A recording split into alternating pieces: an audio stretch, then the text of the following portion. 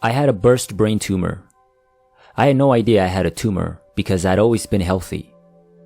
It all began when I left work on a gorgeous September day to drive my then 12-year-old son to the dentist, a 30-mile drive.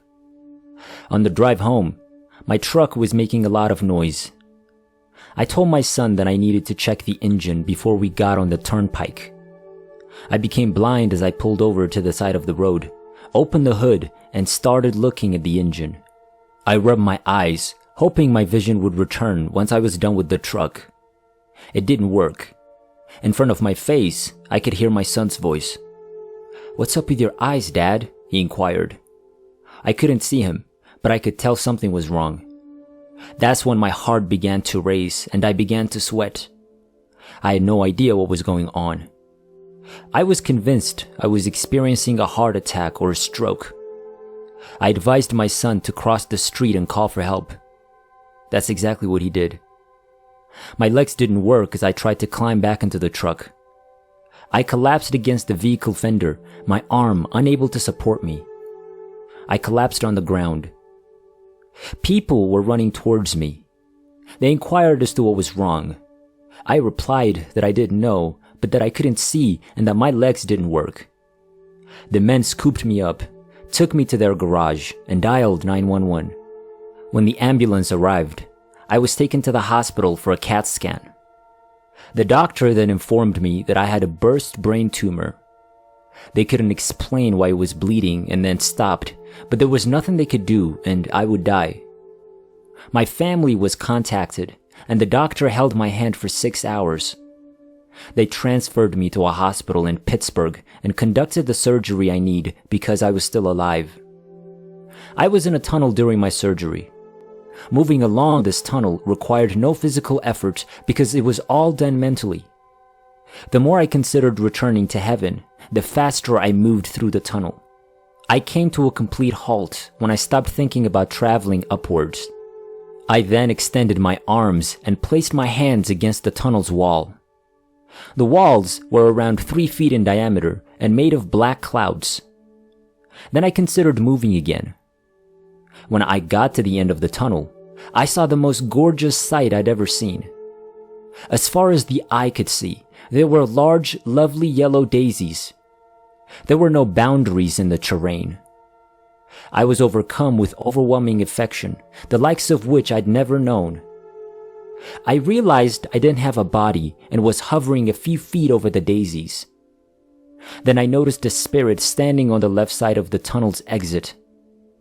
He was pointing to the middle of the field with his left arm. I saw a tree in the middle of this field of daisies as I looked closer. I knew then that this was where he intended me to go. The tree was roughly 3 miles distant, yet I was there in a matter of seconds. The size of this 20-foot wide tree astounded me. I was still floating over the daisies and stroking the tree's bark. When I gazed up to the tree's branches, I realized that the sky was completely white. It was white and so dazzling that looking at it practically hurt my eyes. There was no sun or color in the sky. I only saw the whitest, brightest clouds I'd ever seen. I then went through an emotional inventory. I wasn't angry, sad, or terrified. Nobody was missed by me. I was just overwhelmed with love like I'd never felt before. A spirit rushed out of the clouds and was heading right towards me as I was looking at the sky. She flew up to my face and looked me in the eyes. She read my soul by staring into my eyes for about 15 seconds. I knew everything about her in an instant, and she knew everything about me. "You have to go back," she said as she moved away from me. "It is not the time for you to visit the heavenly realm. You will return here when the time comes." "I don't want to go back," I told her. "Bodies are weighty and painful." "I know that," she said. "But the heavenly parent wants you to return and accomplish his will." "Okay. What does he want me to do?" I asked. "You'll know when the time comes," she said. I really didn't want to go back, but she persuaded me to. She stated that the Heavenly Father wishes for me to return and conduct work for him, and that I would be protected while doing so. She also advised me not to be disheartened by the bad opinions of others. At that point, I realized I was unique and that my surgery would not kill me. I had no idea how I was going to be protected, but I knew it was for the best. We continued to converse for a little longer. She explained that our Heavenly Father does not want us to condemn one another, and that He wants us all to be equal. He wants for us to enjoy life, to be happy, and to be grateful. The most He asks of us is that we help each other. He desires that we all help each other more than we help ourselves.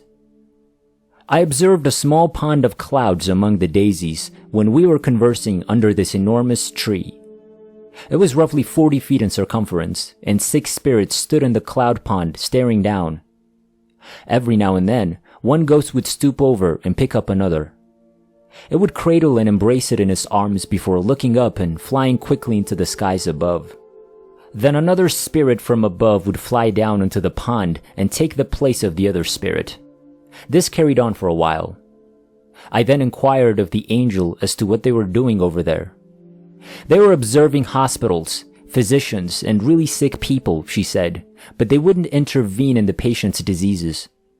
After a while of talking with this angel, she walked away from me and flew straight up through the tree, not even avoiding a branch. She was gone in a plume of smoke. I realized then that it was time for me to leave. I didn't know how I was going to get back, but I knew it would be painful. I wanted to remember as much as possible, so I looked around and tried to recall every aspect. I noted that the daisies were devoid of bugs, cobwebs, bees, ants, or butterflies. There was no wind, no birds, and no sunlight. It was quite quiet and peaceful. In heaven, there was no such thing as time. I returned to my body.